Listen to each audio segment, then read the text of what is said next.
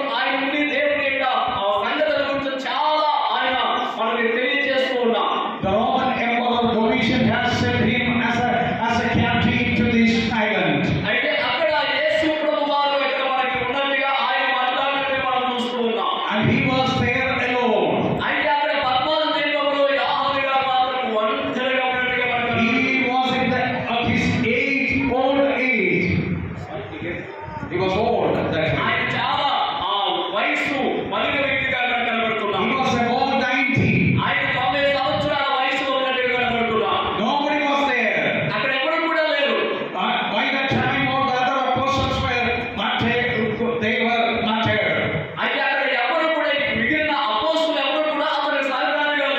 He was exiled from Ephesus. అయితే ఆయన అందరికీ దూరముగా ఆయన ఉన్నట్టుగా మనకు కనబడుతున్నారు. No believers from Ephesus. అయితే చాలా మంది విశ్వాసులు కూడా ఆయనకు దూరంగా ఉన్నట్టుగా. There was no friends. అక్కడ స్నేహితులు ఎవరు కూడా లేరు. No relatives. అక్కడ ఎవరు కూడా బంధువులు లేరు. No church believers. అక్కడ సంఘానికి సంబంధించిన సభ్యులు కూడా లేరు. He was cast as a captive to this island. అయితే అక్కడ దీపంలో అతను ఒక బంధింపబడిన వ్యక్తిగా ఒక ప్రెసిడెంట్ అక్కడ మనకు కనబడుతూ ఉన్నాడు. But he was not alone there. అయితే అక్కడ అతను ఒంటరిగా లేడు. Jesus came there.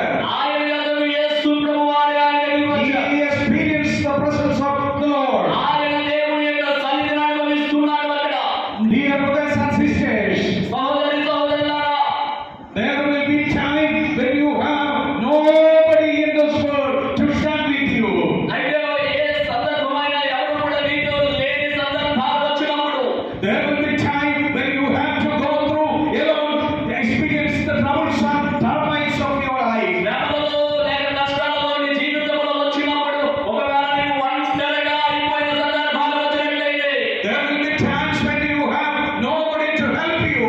ఎవరు కూడా నీకు సహాయం చేయడానికి ఎవరు కూడా నీకు లేనప్పుడు Let me tell you what the promise of God never fails. He will be with you always, even to the end of the world. ఆయన గొప్ప విషయాలు మీకు తెలియజేస్తున్నాను. ఆయన మనకు వాగ్దానం చేస్తున్న దేవుడు. Hallelujah. Hallelujah. Hallelujah. He will be there with you even at the end of the world. దేవుడు మనకు యుగాంతము వరకు మనతో ఉంటాడు. He will not forsake you. He will not leave you. ఆయన మనల్ని తునీకరించుడు, ఆయన మనల్ని విడిచిపెట్టడు. But John the apostle was on the island, but nobody came there. Nobody was there helping him. Nobody was there to talk to him. But Jesus came there. అయితే అక్కడ పద్మాసు ద్వీపంలో అపోస్తలులైన యోహాను దగ్గరికి ఎవరు కూడా రాలేదు. ఎవరు కూడా ఆయన సహకారం కాలేదు. కానీ యేసు ప్రభువారు ఆయన దగ్గరికి వచ్చి ఆయనతో మాట్లాడుతూ ఉన్నారు. As I have also told you earlier, the name of the book is Revelation. ఈ యొక్క బుక్ పేరు ప్రకటన గ్రంథం. Why ఎందుకు Revelation? ఎందుకు ప్రకటన గ్రంథం? This is called the revelation of Jesus Christ. అది ఈ యొక్క పుస్తకం అనేది గ్రంథం చెప్తుంది యేసు ప్రభువారి గురించిన ప్రకటనలో తెలియజేస్తుంది. Why do we need a revelation of Jesus Christ? నీకు నాకు ఎందుకు యేసు ప్రభువారి యొక్క ప్రకటన కావాలి? Because ఎందుకంటే we have the 27 books, మనకి 27 New Testament books. అది కొత్త నిబంధన గ్రంథం. కొత్త నిబంధనలో 27 పుస్తకాలు కనబడుతున్నాయి. There are 4 gospels, నాలుగు సువార్తలు కనబడుతున్నాయి. Matthew, Mark and Luke. Mattayi, mark, లూకా సువార్త, యోహాను సువార్త. The gospel of John is written by John the apostle. అయితే అపోస్తలులైన యోహాను గారు యోహాను సువార్త రాయడం జరిగింది. Why do we need another revelation? అయితే ఆయన ఆల్రెడీ సువార్త రాశారు కదా, మళ్ళా ఎందుకు ఆయన మరొక గ్రంథాలు రాయాల్సి వచ్చింది? The 4 gospel depicts or describe the life and ministry and the death and resurrection of the Lord అయితే Jesus ఆ Christ. నాలుగు సువార్తలు యేసు ప్రభువారి యొక్క జనన, మరణ, పునరుత్థానముల గురించి ప్రకటన చేయడం రాయడం జరిగినది. All the 3 gospels we have the birth of Jesus Christ explained. అయితే మూడు సువార్తలు కూడా యేసు ప్రభువారి యొక్క జననం గురించి రాయడం జరిగింది. And in all the gospels we see the death of Jesus Christ. అయితే ఆ యొక్క సువార్తలన్నీ కూడా యేసు ప్రభువారి యొక్క మరణాన్ని గురించి రాయడం జరిగింది. All the writers of the gospel explain and they elucidate the earthly life of ministry of Jesus Christ. అయితే ఆ నాలుగు సువార్తలు రాసిన గ్రంథకర్తలు కూడా యేసు ప్రభువారి యొక్క పరిచర్య, సేవ అవన్నీ కూడా వారు తెలియజేయడం జరిగింది. So we have, why do we need another revelation? ఎందుకు మనకి ఇంకా మరొక ప్రకటన మనకు అవసరమైనది? Because we have the revelation of Jesus Christ, the life of Jesus Christ described in the whole gospels. అయితే యేసు ప్రభువారి యొక్క సువార్తలలో ఆయన జీవితం కోసం రాశారు, కానీ ఆయన యొక్క ప్రకటన గురించి రాయలేదు. And Jesus was born into this world and he lived here on the earth for 33.5 years. యేసు ప్రభువారు ఈ లోకంలో జన్మించారు. ఆయన 33 సంవత్సరాల ఈ లోకంలో ఆయన జీవించారు. And he died on the cross for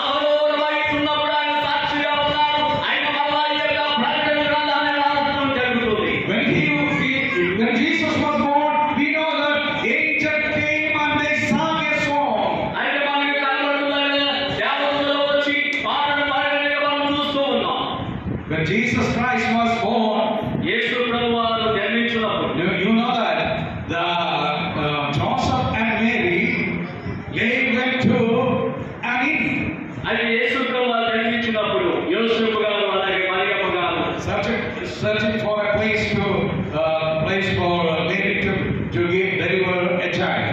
అయితే వారు యేసు గారు యేసు ప్రభువారు తల్లి అయిన యేసు గారు మరియమ్మ గారు యేసు ప్రభువారికి జన్మనివ్వడానికి ప్రదేశం కోసం వారు చూస్తున్నప్పుడు But the inmates and they said there is no place in the inn. అక్కడ ఉన్న ప్రజలు అంటున్నారు ఇక్కడ ఏ ప్లేస్ కూడా లేదు. Jesus was born in public place. అయితే యేసు ప్రభువారు ఒక పశువుల పాత్రకి పాత్రలో జన్మించడం జరిగింది. And he was laid in the manger. The Bible says he was laid in the manger. అయితే అక్కడ జల్లి లాంటిలో ఒక తొట్టి లాంటిలో ఆయన పరుండబెట్టి మనం Do you చూస్తున్నాం. follow me? You understand?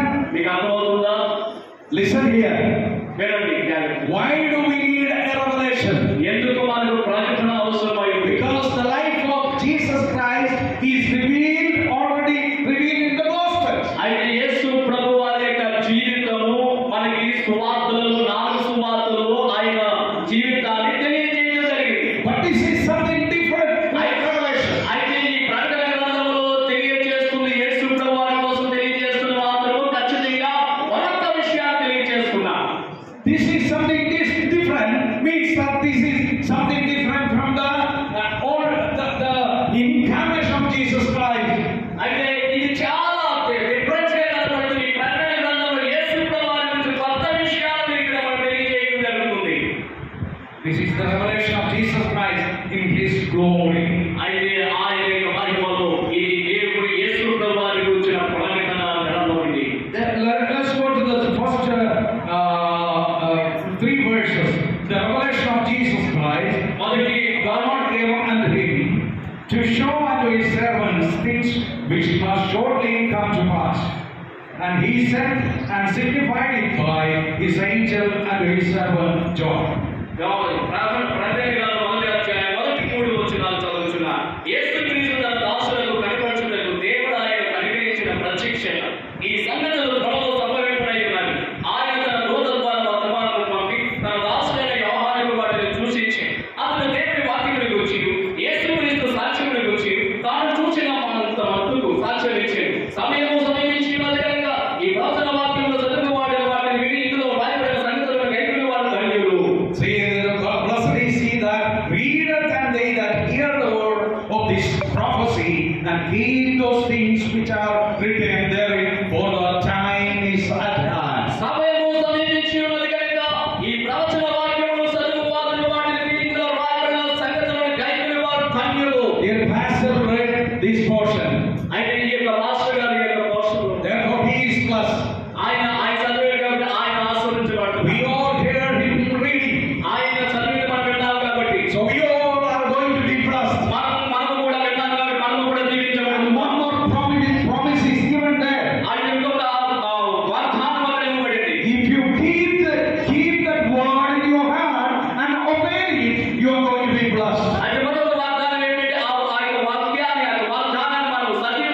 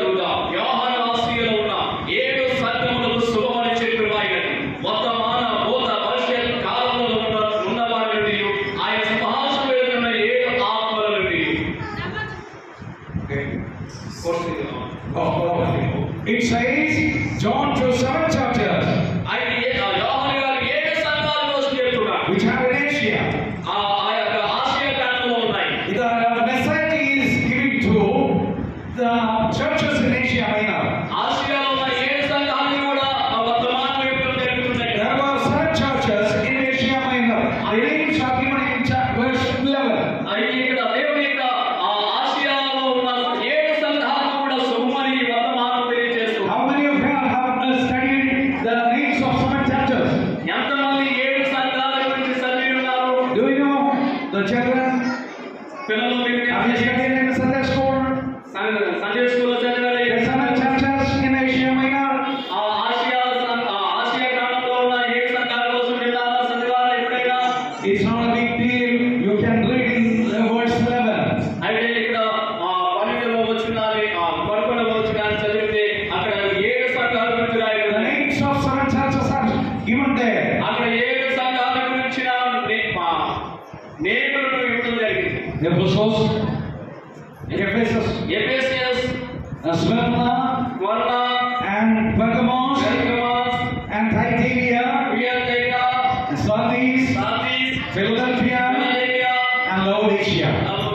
These are the seven churches in Asia Minor. ఈ యొక్క 11వ వచనం ఈ 7 సంఘాల యొక్క పేర్లు ఇవ్వడం జరిగింది. There were seven churches in seven places. అక్కడ 7 సంఘాలు ఉన్నాయి, 7 ప్రాంతాల్లో ఉన్నాయి. The place is mentioned there. అక్కడ ప్రాంతమే రాయబడింది. The cities or the villages are mentioned there. అక్కడ ఉన్న ఆ సిటీ యొక్క రాయటం జరిగింది. There was a church in Ephesus. అక్కడ ఉన్న మొదటి church ఎఫెసియస్. There was a church in Smyrna. అక్కడ ఇంకొక చర్చ్, రెండవ చర్చ్ స్మరణ. There was a church in Pergamos. మూడవ చర్చ్ పెర్గమము. And there was a church in Thyatira. నాలుగవ church Thyatira. There was a church in Sardis. ఐదవ church Sardis. And there was a church in Philadelphia, in another place. ఆరవ church Philadelphia. And finally, there was a church in Laodicea. ఏడవ church, ఆఖరి church లవోదికలో. These were the seven churches in Asia Minor. అక్కడ ఉన్న Asia ఖండంలో ఇక్కడ ఉన్న 7 సంఘాలు కనబడుతున్నాయి. Why I am trying to say this is written to a church. నేను ఎందుకు ఇవన్నీ కూడా చెప్తున్నానంటే ఇవన్నీ కూడా రాయబడ్డాయి. That means this is written to the believers. అవి ఇవన్నీ కూడా విశ్వాసులైన మనకొరకు రాయబడ్డాయి. The message is given to the churches. అయితే శుభవర్తమానం ఆ యొక్క 7 సంఘాలకు రాయడం జరిగింది. What is the message is given here? అయితే అసలు ఏంటి అక్కడ వర్తమానం ఇచ్చారు మనం చూద్దాం. Verse 4 it says, 4వ వచనం చెప్తున్నాడు, grace be unto you, యోహాను ఆసియాలో ఉన్న 7 సంఘాలు peace from him. శుభమని చెప్పి రాసి, What is the message given to these seven churches in Asia Minor? అక్కడ ఉన్న 7 సంఘాలకు కూడా శుభమని చెప్పి ఒక మెసేజ్ మనం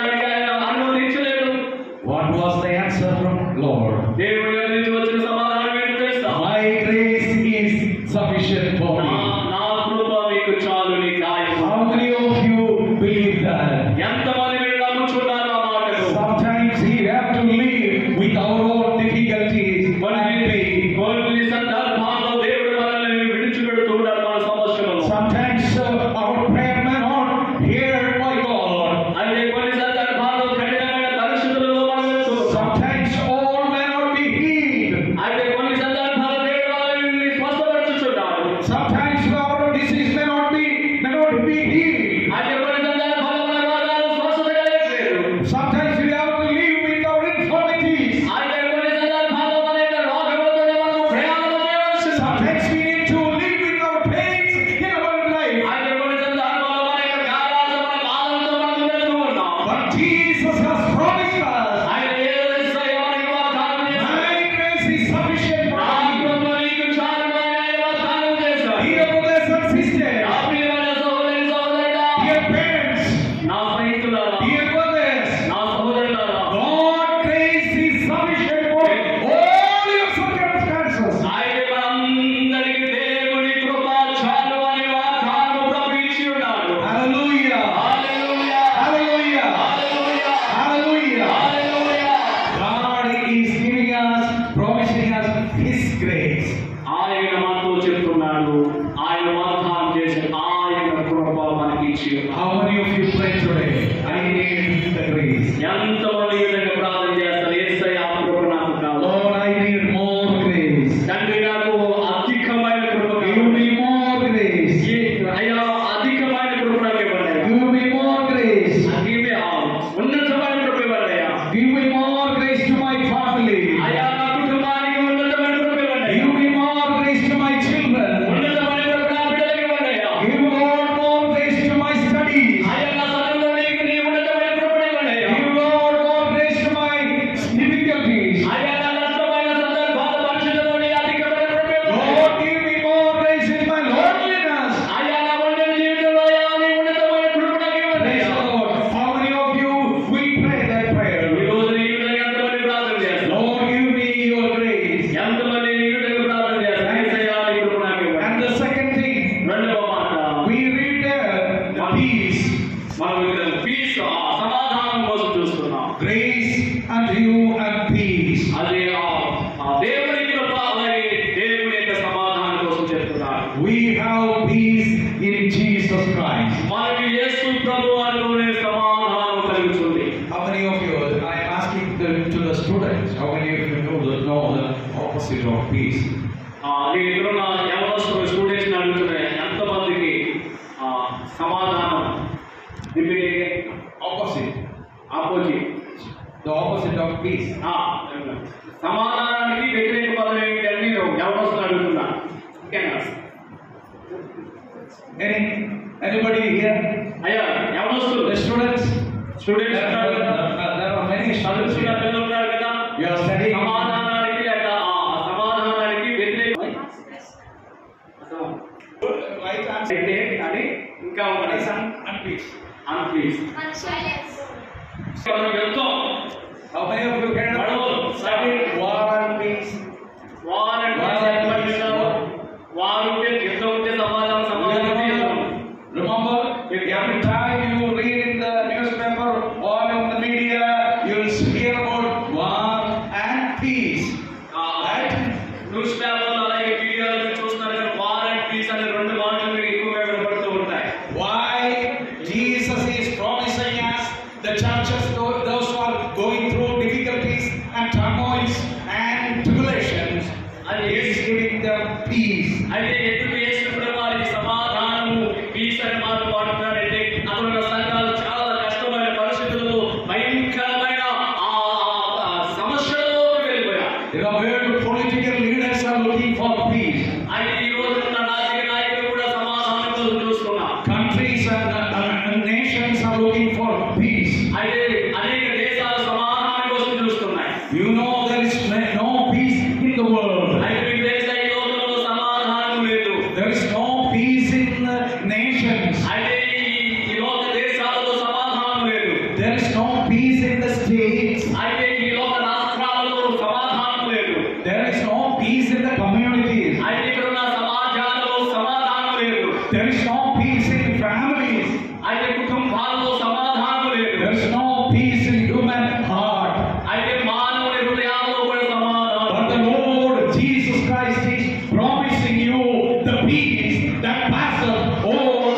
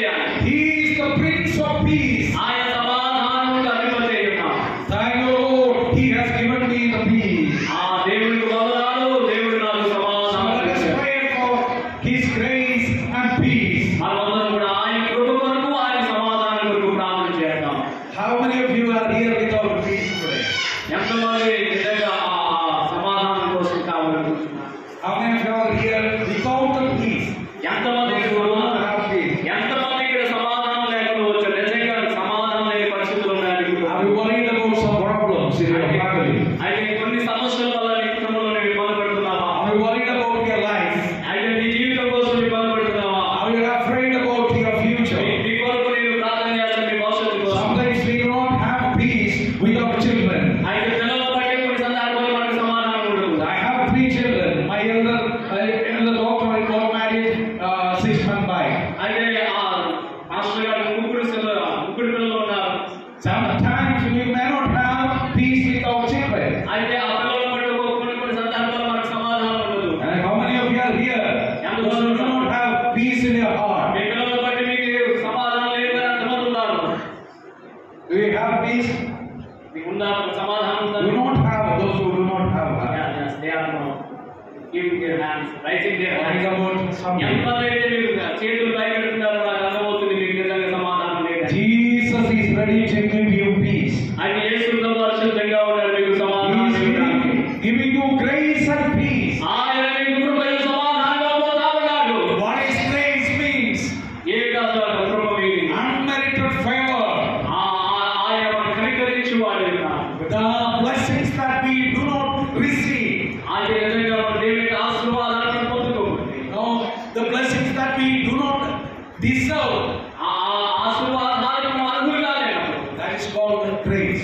దానిని మనం ఏదైతే అర్హులు కామో దానిని ఇచ్చిన దానికే మనము ఆయన కృపని మనము And He is going to give you peace. ఆయన మీకు సమాధానం ఇవ్వబోతున్నాడు.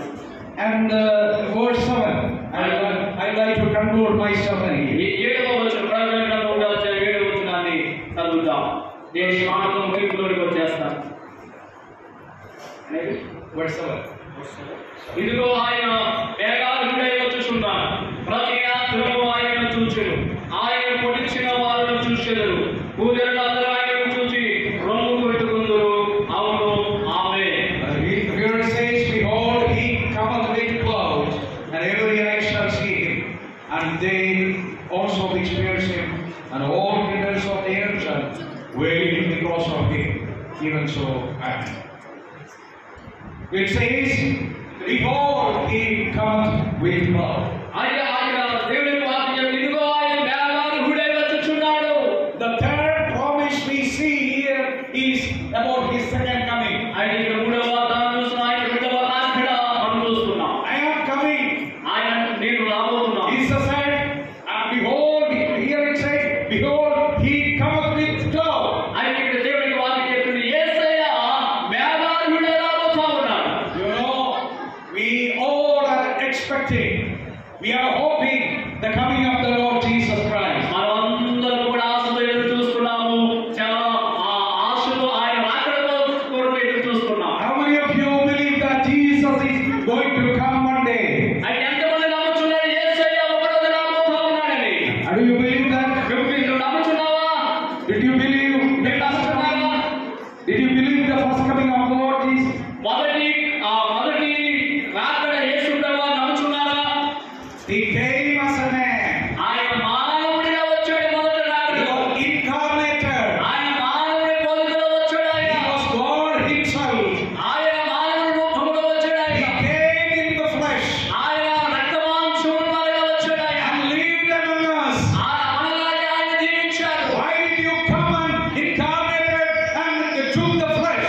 ఆయన మన కొరకు మన రూపంలో మన యొక్క రక్తమాంసములైన ఆయన లోకానికి వచ్చాడు. In order to have the salvation prospect for us.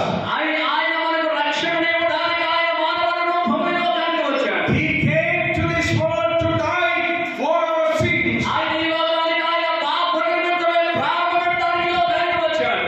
Those who believe in Him will not be perished, but they will have eternal life. ఎంతమంది యేసయ్యను నమ్ముచున్నారో వారందరూ కూడా నశించిపోరు కానీ వారు నిత్య జీవమునకు అర్హులై ఉన్నారని దేవుని వాక్యం So చెబుతుంది. He is going to come in second time. అదే యేసయ్య మన రెండవ రాకడలో రానై ఉన్నాడు. Bible over and over again stress that Jesus is going to come. బైబిల్లో దేవుని యొక్క వాక్యం అదే చెప్తుంది. పదే పదే చెప్తుంది యేసయ్య మరలా రాబోతా ఉన్నాడు. In the New Testament, in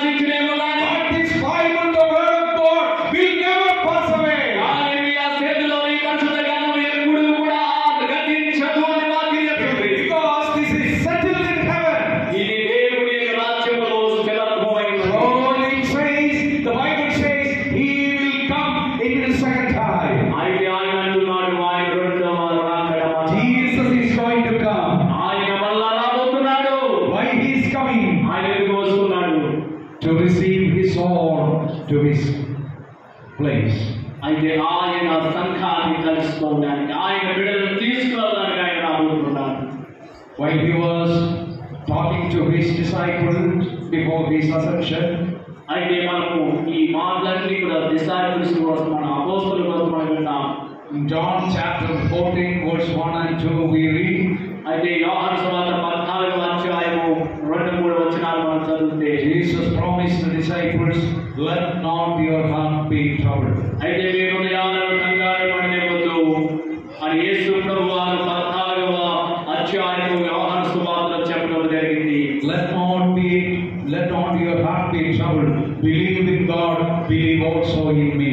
మీ హృదయమును కలవరపడవేయకుడి, దేవుని యందు విశ్వాసించండి అని ఆయన చెప్పడం జరిగింది. In my Father's house are many mansions. నా తండ్రి ఇంట అనేక నివాసములు ఉన్నాయి. Otherwise I would have told you. ఒకవేళ లేకపోతే నేను మీతో చెప్పుదును అంటున్నాను. I go to prepare a place for you. అయితే మీ కొరకు స్థలమును సిద్ధపరచ వెళ్తున్నాను. If I go and prepare a place for you, అయితే ఇప్పుడు నేను వెళ్ళి ఆ స్థలమును మీ కొరకు I will come again. మరలా నేను మీ కొరకు రాబోతున్నాను. I will come and receive you. ఆయన మరలా నేను వచ్చి మిమ్మల్ని అందరినీ తీసుకువస్తాను. To myself. అది ఈ మాటలన్నీ కూడా యేసు ప్రభువు Why he is coming second time? ఆయన ఎందుకు రాబోతున్నాడు రెండవ రాకడలో? He is going to receive us. ఆయన మనల్ని తీసుకువెళ్ళడానికి ఆయన రాబోతున్నాడు. Those who have laid their trust, those who have believed in Jesus, those who have accepted Jesus Christ as their Savior and Lord, they will be with Jesus forever. ఎంతమంది ప్రభువును నమ్ముకున్నారు, ఎంతమంది అంగీకరించారు, ఎంతమంది బాప్తిస్మం తీసుకున్నారు, ఎంతమంది సంఘంలోకి వచ్చారు, ఎంతమంది ప్రార్థనలో ఉన్నారు, ఆరాధనలో ఉన్నారు, వారందరినీ తీసుకువెళ్ళడానికి దేవుడు మళ్ళా రాబోతున్నాడు. One day Jesus is going to come. ఈ ఒక్క రోజున యేసు ప్రభువు మళ్ళా రాబోతున్నాడు. Maybe today or tomorrow, day after tomorrow, next month. రేపు రావచ్చు, ఎల్లుండి రావచ్చు, అవతల ఎల్లుండి కాదు, ఎప్పుడైనా యేసు మళ్ళా రావచ్చు. But it is sure that Jesus will come. అని ఖచ్చితంగా చెప్పబడుతుంది, యేసు మళ్ళా రాబోతున్నాడు. And we will die one day. మనందరం కూడా ఆయన కలుసుకోబోతున్నాం. There are only two certainties. That means only two certain things. మనకు రెండే రెండు విషయాలు మనకి ఉన్నాయి. One is surety. Surety. That means we will die and Jesus will come. అయితే రెండు విషయాలు ఏంటంటే, ఒకటి మనం చనిపోవాలి లేదా దేవుడైనా రావాలి. Either we will die before His coming, or He will come before our death. అయితే మనం చనిపోయేదైనా ఆయన రావాలి, లేదా ఆయన వచ్చినప్పటికైనా మనం బతుకున్నప్పుడైనా ఆయన రావాలి. That is certain. అది sure. అది నిర్మించబడి సిద్ధపరచబడింది. Do you believe that? మీరు నమ్ముతున్నారా? One day we are all going to be dead. మనం అందరం కూడా ఒక రోజున యేసు ప్రభువుని కలుసుకోబోతున్నాం. We will die one day. ఒక రోజున మనం అందరం చనిపోతాం. Another surety, Jesus will come one day. లేదా ఒక రోజున యేసే రాబోతున్నాడు. If we believe in Jesus Christ, even if we die, we will be resurrected from the dead. ఒకవేళ మనకు యేసు ప్రభువుని నమ్ముకుని చనిపోతే కనుక మరలా పునరుత్థానం అవుతాం. If He comes today, we will be transformed. ఒకవేళ యేసే ఈ రోజున వస్తే మనకు రూపాంతరం చెందుతున్నాం. Praise the Lord. Hallelujah, Hallelujah. Hallelujah. I will be with Jesus Christ. అయితే మనమందరం కూడా యేసు ప్రభువుతో ఉండబోతున్నాం. How many of you believe that? ఎంతమంది ఆ విషయాన్ని నమ్ముతున్నారు? Are you sure about your eternity? అయితే ఎంతమంది మీ నిత్య జీవం కోసం నమ్ముతున్నారు? And I am asking to the young ladies here, young men here. ఇక్కడ ఉన్న యవనస్తులు, యవనస్తులను అడుగుతున్న ఎంతమంది నమ్ముతున్నారు? Are you sure about your salvation? అయితే మీ రక్షణ కోసం మీరు ఖచ్చితంగా ఉన్నారా? Will you be with Jesus Christ when He comes in the cloud? యేసు ప్రభువుని నమ్ముతున్నారా? ఎప్పుడైతే ఆయన రాబోతున్నాడో ఆయనతో ఉండబోతున్న నమ్ముతున్నారా? If you die today, where will you go? అయితే ఈ రోజున ఎవరైనా చనిపోతే ఈ రోజున ఎక్కడికి వెళ్తావు నువ్వు? Make sure of your salvation. ఎక్కడ వేసి రక్షణ? Accept Jesus Christ as your Savior today. ఒకవేళ ఇంకా యేసు ప్రభువుని నమ్ముకోకుండా అంగీకరించగలమంటే ఈ రోజు యేసుని నమ్ముకో. Then we can be assured of our salvation.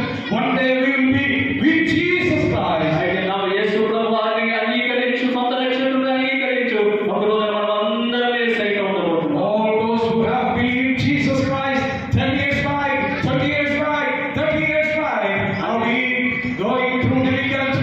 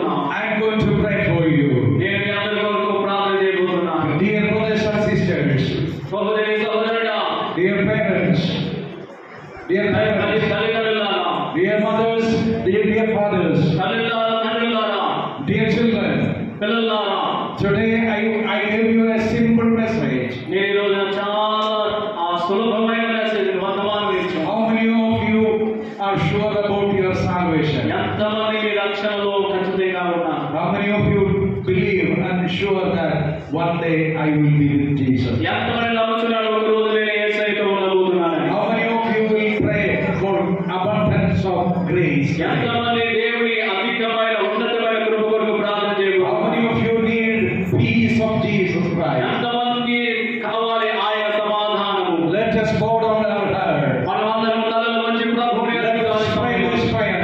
మనమందరం ప్రార్థన చేద్దాం. First of all, I would like to ask you, the young men, those who are here, not sure about your salvation. ఇక్కడ ఉన్న యవనస్తులు ఇంకా మీరు రక్షణలో ఇంకా మీరు స్థిరత్వం లేకపోతే, Would you like to accept Jesus Christ today? ఇంకా యేసయ్యకు మీరు దూరంగా ఉండి ఆయన సొంత రక్షకుడు అంగీకరించకపోతే ఈ రోజైనా Ask your personal Savior. ఆయన సొంత రక్షకుడుగా మీరు అంగీకరించండి. Receive the Lord Jesus Christ. Yesu ప్రభువాని me హృదయాల్లోనికి He ఆహ్వానించండి. died for your sin on the cross of Calvary. యేసు ప్రభువా దగ్గర పశ్చాత్తాపపడి ఈ రోజున There is no other way. ఇంకొక మార్గం లేదు. There is no other way for salvation. ఇంకొక మార్గం లేదు మన రక్షణకు. Receive the Lord Jesus Christ. యేసు ప్రభువాని సొంత Believe in the Lord Jesus Christ. యేసు ప్రభువాని సొంత రక్షకుడుగా అంగీకరించండి. Accept Him today. ఆయనను నమ్ముకోండి. How many of you are willing to accept Jesus Christ? ఎంతమంది యేసయ్యను నమ్ముకున్నారు? Please raise your hand. ఎంతమంది నమ్ముకున్నారు? ఒకసారి మీ హస్తాలను నేను బయటచాల్చండి. Raise your hand. Not all. Not talking about all those who have. అందరూ కాదు, అందరూ కాదు. ఈ రోజు నేను నమ్ముకుంటున్నాను, నిజంగా యేసయ్యను నమ్ముకుంటున్నాను, నిజంగా యేసయ్య దగ్గరికి వస్తున్నాను. ఎంతమంది ఈ రోజు ఎవరైనా ఇంకా Thank you. Thank you. We will be praying for you. మీ కొరకు మేము ప్రార్థన చేస్తున్నాను. The second thing I want to ask you, రెండవ మాట అడుగుతున్నాను. how many of you pray for the abundance of grace? ఎంతమంది ప్రార్థన చేయమంటున్నారు, ప్రార్థన చేస్తున్నారు ఈ రోజున? ఉన్నతమైన కృప కొరకు. We cannot go forward in our Christian life. We cannot go forward in our secular life without the grace of God. మనం దేవుడి కృప లేకుండా ఎంత మాత్రం ముందుకు వెళ్ళలేము. దేవుడి యొక్క క్రైస్తవ జీవితంలో Let's pray for His grace. ఆయన కృప కొరకు మనం ప్రార్థన చేయాలి. Let's pray for His peace. ఆయన సమాధానం కొరకు మనం ప్రార్థన చేయాలి. How many of you want to pray that prayer? Lord, I need grace. ఎంతమంది మీ కొరకు ఈ ప్రార్థన చేయమని అడుగుతున్నాను? యేసయ్యా నాకు కృప కావాలి. I want to stand in the grace of God. నేను దేవుడి కృపలో నిలబడాలని ఎంతమంది ఆశపడుతున్నారు? There may be temptations, there may be difficulties, there may be challenges in my life ahead.